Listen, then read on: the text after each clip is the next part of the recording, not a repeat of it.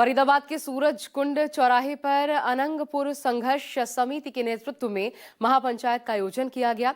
अनंगपुर संघर्ष समिति की इस महापंचायत में कई राज्यों से लोग शामिल हुए। महापंचायत में अरावली क्षेत्र में निर्माण हटाने की कार्रवाई को फौरन रोकने की मांग की गई। जिन लोगों के घर तोड़े गए हैं उन्हें मुआवजा देने की मांग की गई। अनंगपुर और आसपास के गांवों को वन क्षेत्र से बाहर कर आबादी क्षेत्र घोषित करने की भी मांग की गई है। आते हैं, मैं ये समझना चाह रहा हूँ कि आज जो ये महापंचायत हो रही है इसका कारण क्या है?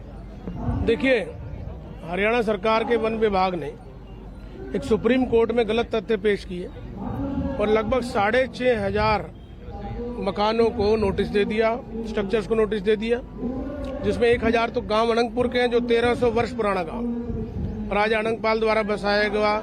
सूरजकुंड ऐतिहासिक मेला होता है यहाँ। सूरजकुंड 1200 साल पुराना है जो पुरातत्व विभाग द्वारा संरक्षित है। तो हमारा गांव तो उससे पुराना है और 50 साल से पुरानी कॉलोनी है। 5,500 नोटिस वहां दे दी।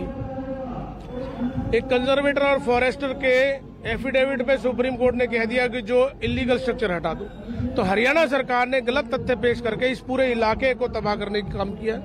1 लाख से भी ज्यादा लोग प्रभावित हो रहे हैं। हम यही कह रहे हैं भाई, कोर्ट में, और वो भी 2022 के बाद नोटिस दिए। कोर्ट में जो आपने गलती करी है उसे सुधारिए।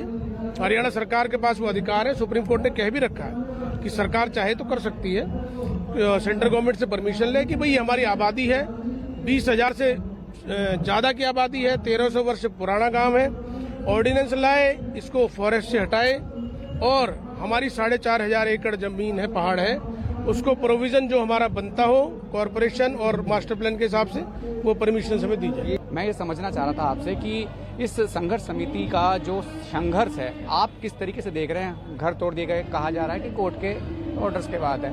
ये कह रहे हैं कि जैसे दिल्ली में अध्यादेश लाया गया था, बदला गया था, यहाँ क्या ऐसा संभव है? देखिए, कोर्ट के आदेश का बहाना है क्योंकि ये वो मोदी सरकार है जिसने छत्तीसगढ़ में, झारखंड में जंगल की जमीन को उद्योगपतियों को देने के लिए, आदिवासियों की जमीन को उद्योगपतियों को देने के लिए सीधे ऑर्डर पास कर दिया। एक जियो निकाल दिया कि कोई पीसा एक्ट नहीं चलेगा, कोई ऐसे कानून नहीं चलेंगे और जिसको चाहे बिना प्रक्रिया के सरकार आदिवासियों की या जंगल की जमीन उद्योगपति को दे सकती है। ये वही सरकार है और वो सरकार दिल्ली के बगल में, बाजू में सैकड़ों साल से जो बसे हुए गांव है उसको उजाड़ने के लिए कोर्ट का हवाला दे रही है। तो ये तो स्पष्ट है कि नीयत में प्रॉब्लम है।